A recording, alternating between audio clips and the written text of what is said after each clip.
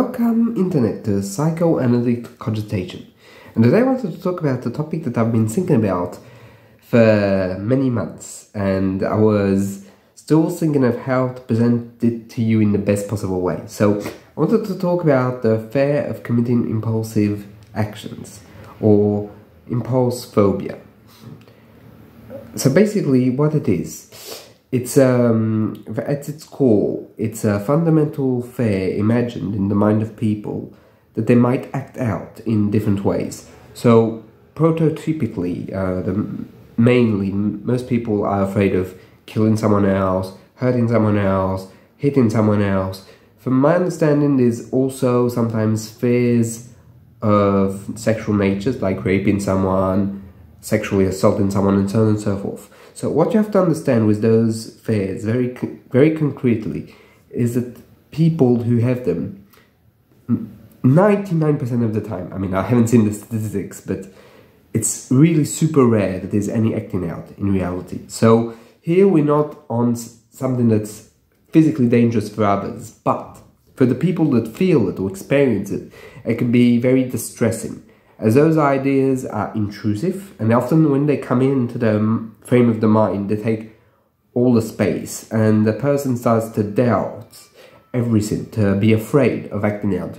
Everything becomes more complicated because the person has to deal with those fears. So what happens is that basically the person might avoid certain situations, or even put themselves into situations where they can't be hurt by it, or try and minimize it.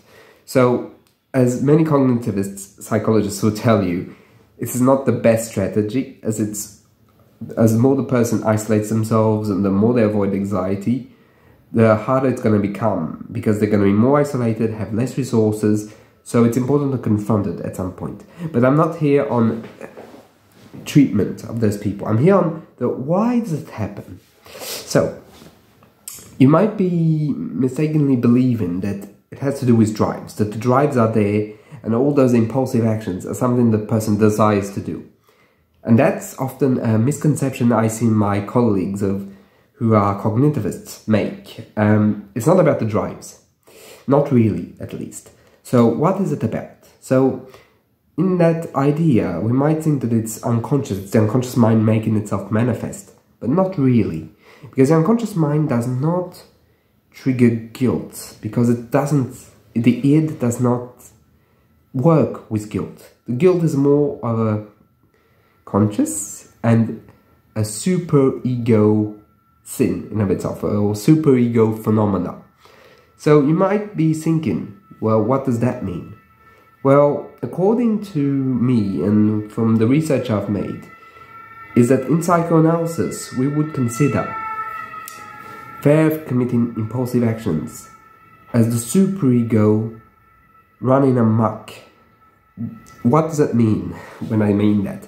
What I mean is that the superego, instead of being protective of the individual and forgiving, of like, oh, well, you have that thought, but it's okay, everyone has intrusive thoughts. Instead of having that protective layer and giving a sense of security to the individual, it's on the opposite, going to start attacking the individual and the ego on why did you have that, why did you do this? And I would even go as far as to say it's a test of the superego to the ego. It's like, oh, I'm sure you want to do that, like an attacking, an aggressive action of the superego. So why does it happen? Well, according to me, it happens because the superego at certain points reverts to an early superego. So I made a video about that a couple of weeks ago. But the fundamental core idea of what you have to think about it of is that at that very moment, the superego becomes archaic, because there is a fundamental aggression of the superego towards the ego. That aggression, I think, is the impulsive thoughts and the fear of committing those impulsive actions towards another human, or even in general. And that thought is something that the superego toys the ego with, as basically an authoritative figure. Basically the superego becomes a tyrant in those moments, a tyrant towards the individual.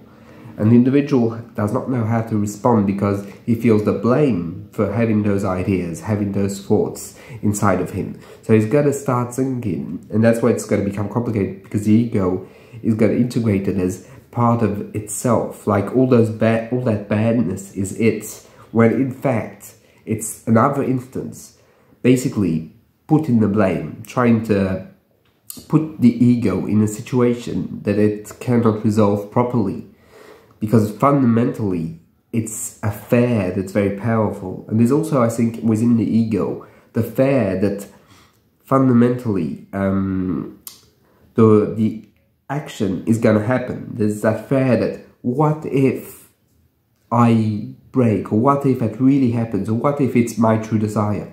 All those fears are, I think, intertwined with a fundamental insecurity, at least at the very point of the intrusive thought. I'm not saying in general, but at the point of the intrusive thought, I think it's bounded by the fact that there is a very, very early fear that goes back to infancy, of if I think something, then it's going to happen. You know, that magic thinking. If I believe something, if I think of something, just holding it within my mind provokes it to happen in the real world. Of course, this is completely wrong in terms of logic, but infants hold, and children hold those magic thinking as something very powerful. That magical thinking that's at the core of development and of dreams. Like, for example, if I don't look, my toes get animated, they will start doing stuff on their own. Or if I think that I want an ice cream very hard, mum is going to buy me an ice cream, and so on and so forth. And basically that magic thinking at that moment is used against the ego, as the fundamental fear and the fundamental confusion that the outside world and the internal world will fuse, that just thinking about that will provoke the action, as if basically the intent became corrupted. And that's exactly what the superego plays on, is that the fact that intentionality becomes corrupted, and it creates a fundamental core fight in the mind between the superego and the ego, as the ego tries at the start, without therapeutic help, to defend itself against the intrusive thoughts, against the superego, without knowing necessarily that it is the superego. So it defends itself as good as it can, because it really tries. And the fundamental core of it is that, unfortunately, without help, and when I mean help, I don't necessarily just mean psychotherapy, but without understanding what it is, meaning if the person just thinks that they are the only people to have it, or that this is disrespecting to just talk about it, or it's shameful to even have those processes in the mind, the person can become withdrawn on that area of their lives into themselves. They can feel that no one can understand them, or worse, that other people are going to think that they're dangerous, as the superego basically closes the gap by saying that the ego is monstrous, when in fact the ego does benefit of the individual by talking about it. The individual, and that's where we're going to come to treatment, which in very, very global manners, is going to benefit fundamentally from talking about it, from sharing it to another individual, because by sharing it, they will A, understand that it's not rare, it's not something extraordinary that's happening, but it's something that's part of a lot of people's lives. And B, the fact of sharing it creates a reality checkmark, that there is a differentiation between the internal world, the eigenwelt, hope I said it right this time, and the external world, that the eigenwelt does not seep through the midwelt, that others cannot be affected, cannot be destroyed by the internal processes of the individual, that those internal processes are theirs and theirs alone. That might seem very paradoxical, that by sharing it to another human, you understand better your own inner world, but that's how it works, that by sharing it to another human that isn't destroyed, that isn't hurt, that isn't flabbergasted or shocked or terrified by it, what happens is that it creates a fundamental other, that otherness that survives just the fact of speaking the impulsive thought. The fact of speaking it, giving it a start of a reality that's then contained by another person. The other person, the therapist, most likely, is going to be able to integrate it, not be afraid of it, and restitute something to the other person. That restitution, be it in a cognitive sense of like deconstructing an idea and, how can I say, and explaining that this idea is counterproductive, or the psychoanalytic explanation, that is, where does it come from? Why is it there? How come your mind had to go to this? And let's try and understand it together. Both of those ways of dealing with the symptom is very good. I have no qualms with either. I myself am more of a psychoanalyst, as you know, but the other way of dealing with it can be very good. Absolutely, I want to make this clear, I have nothing against cognitivist and behavioral approaches, as long as they remain respectful of the patient, of course. But what you have to understand is that sharedness creates layers of protection for the ego, because the ego feels accepted, the ego of the patient feels accepted. And in that acceptedness, there grows a strength in which, if others were able to contain what I've just said, not judge me, not hurt me, not reject me, then I can accept it for myself. I can make it inside of me just a part of me, just something that's going to be there, but I can just not overly emphasize it, or not be constantly afraid that something is going to overwhelm me, and that I'm not going to find myself in a situation where I'm going to be destroyed. And that is exactly what psychotherapy is about. It's about creating a system in which you can integrate what the therapist is and who he is, in order to be able to process what is happening on a psychic level to you. As the psyche is a very complex entity, and I feel that in this case of intrusive thoughts or impulse phobia,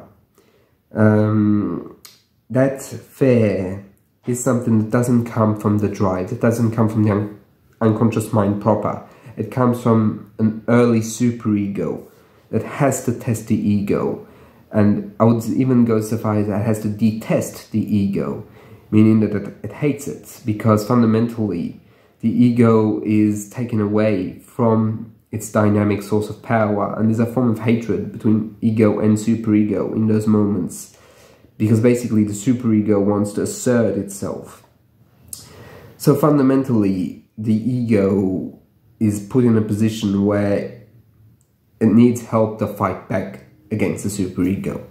What I found of high interest to help people with those fears is often to ask them to visualize what is judging them, what is the core element that's trying to oppress them, and give it a picture, because the fact of giving it a picture helps them understand it's a part of them, but not the whole of them.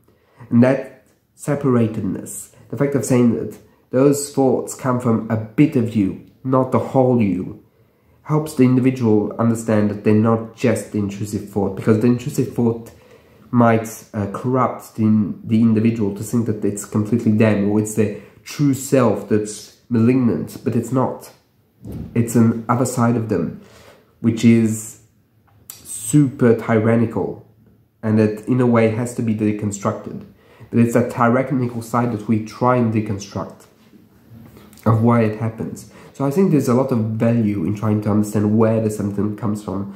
I know that the CBT therapists aren't very keen on that, and that's okay, but I think it really has value, and contrary to what is said, it has meaning. And once you start having meaning, those thoughts lose something of their appeal, because fundamentally the superego can't use them as well or as effectively against the ego.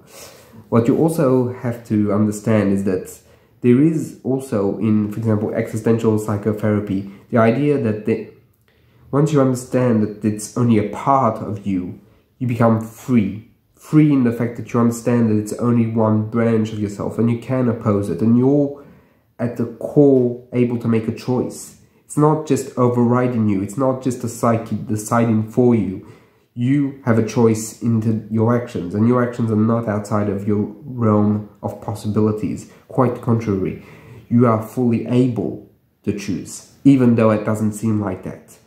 You are able to choose, but that choice might need ego reinforcing.